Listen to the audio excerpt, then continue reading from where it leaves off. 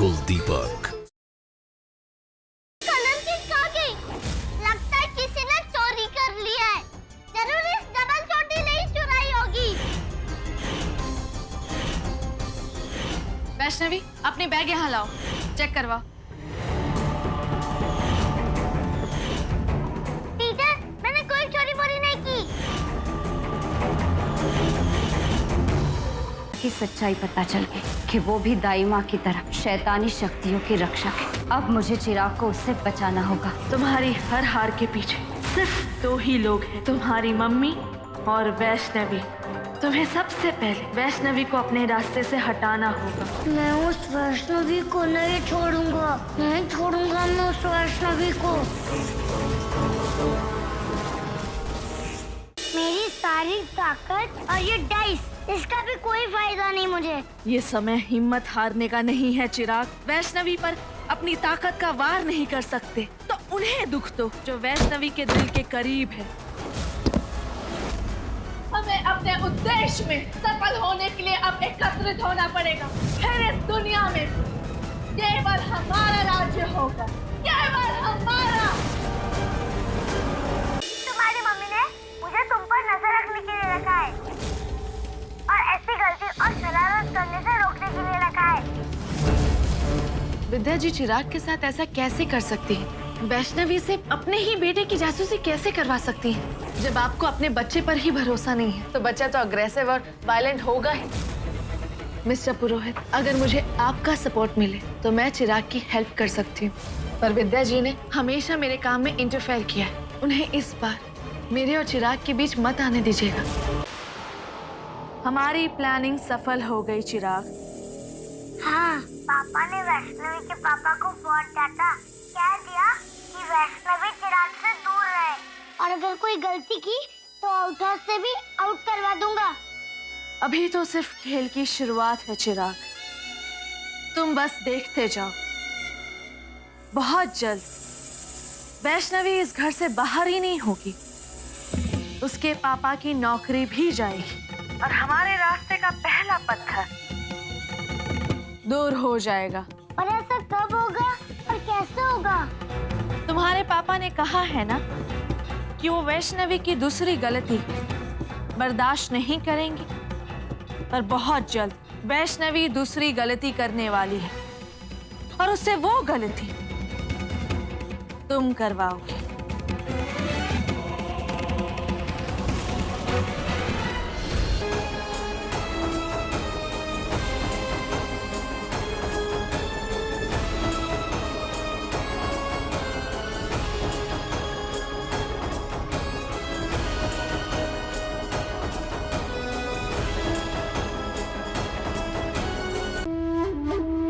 अपनी शनाया काकी से अभी भी नाराज हो? प्लीज मुझे माफ कर दो ना बेटा।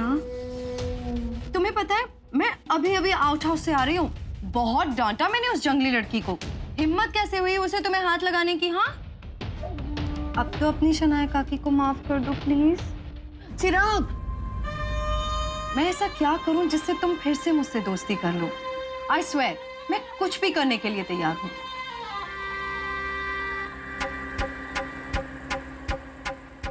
कुछ भी? हाँ, कुछ भी, एनीथिंग। ओके, ठीक है। तो मैं आपको बताता हूँ कि आपको मुझसे दोस्ती करने के लिए क्या करना पड़ेगा।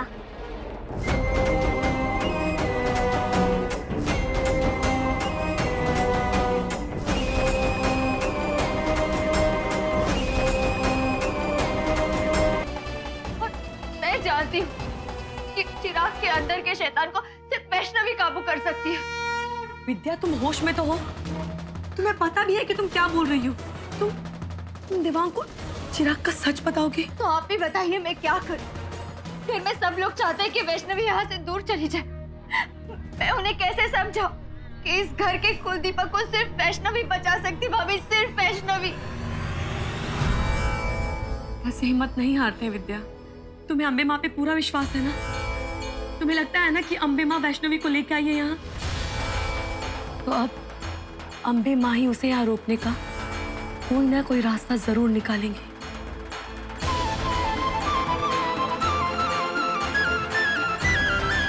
वैष्णवी हाजिर है तुम्हारी गुलाम बनकर। अब इससे जितनी चाहे अपनी सेवा करवा लो। तुमने मुझे मारा था ना, अब देखना मैं तुम्हारा क्या हाल करूँगा। तुमसे इतना काम करवाऊंगा कि तुम थक जाओगी, घबरा जाओगी। चलो सारा रूम ठीक करो। ये क्या तरीका है? अगर अपने पापा की नौकरी वापस चाहिए तो चुपचाप मेरे गुलाम बनकर काम करती रहो।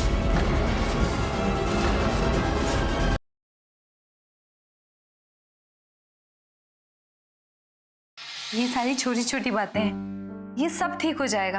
अब थोड़ा सा टाइम दीजिए।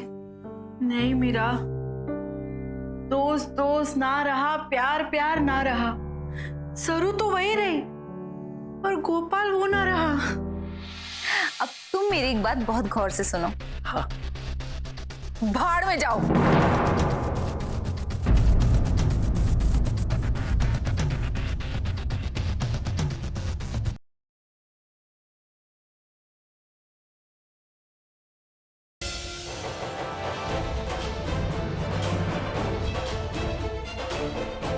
बाबूजी के खिलाफ जो तुम ये मुकदमा चालू किए हो ना, इसको फौरन बंद कराओ।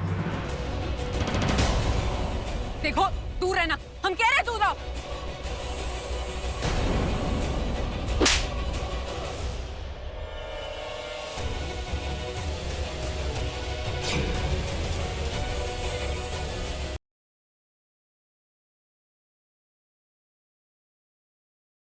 एक काम कर भरपाई, प्रज्ञा की जितनी भी पसंदीदा चीजें है ना, उसको बांध के सोम भैया के हाथ बकरियावाल भिजवा दे। प्रज्ञा दीदी ने आपको इतना भला बुरा कहा और फिर भी आप उसकी आगे की जिंदगी खुशहाल हो जाए, ये भी वही मेरा कर्तव्य है।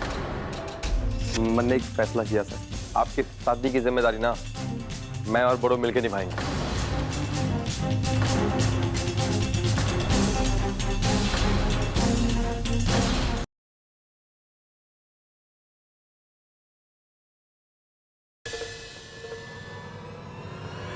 वाह प्रीत वाह, एक और धोखा। तू तो बहुत चालाक, बहुत शातिर खिलाड़ी है कि अपनी जिंदा बहन को दुनिया के सामने मरा हुआ कहकर, क्या तुझे शर्म नहीं है? अरे तू दोस्ती के लायक क्या, दुश्मन कहलाने के भी लायक नहीं है प्रीत।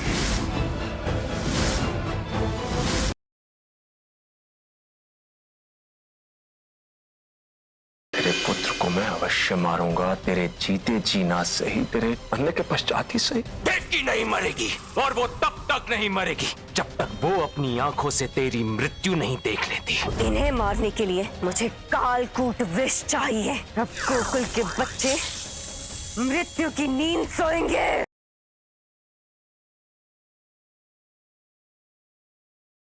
माँ साध्वी को हमारा प्रणाम। राकेश, ये हमारी तरफ से धन रख लीजिए आप। जितना भी धन हम आपको दे रहे हैं ना चेक में, उसका आधा धन हमें कैश में दे दीजिएगा, हमारा भी इनकम टैक्स बच जाएगा। संतोषी, अगर साध्वी माँ ने ये चेक ले लिया ना तो बहुत ही गलत होगा।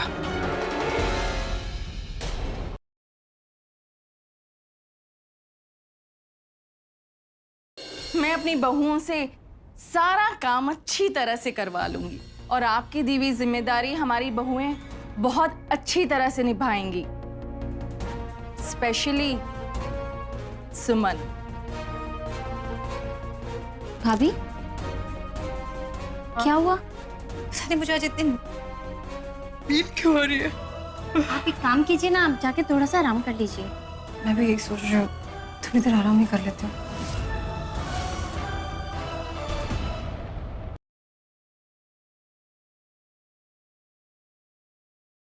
हमको अम्मा जी ना एक बात और बोली हैं, और बोली थी हमको कि प्लेन की खिड़की के बाहर हम अपना हाथ ना ही निकालें। अम्मा जी का काल था ना, वो बोल रही थी हमको कि काश वो भी होती हमारे साथ तो उनको बहुत अच्छा लगता। भाभी जी, आपकी अम्मा जी के वजन से जहाज ओवरलोड हो जाता। क्या बोले? मैंने कहा भाभी जी, जो जहाज है ना, आपकी अम्मा जी का जो वजन है ना, वो ढो नहीं पाता। अरे ये क्या बोल रहे हैं? हाँ, यहाँ इतने सारे मोटे लोग घूम रहे हैं, वो भी तो जहाज में जाएंगे ना, उनका वजन सह लेगा और हमारी अम्मा जी का ना।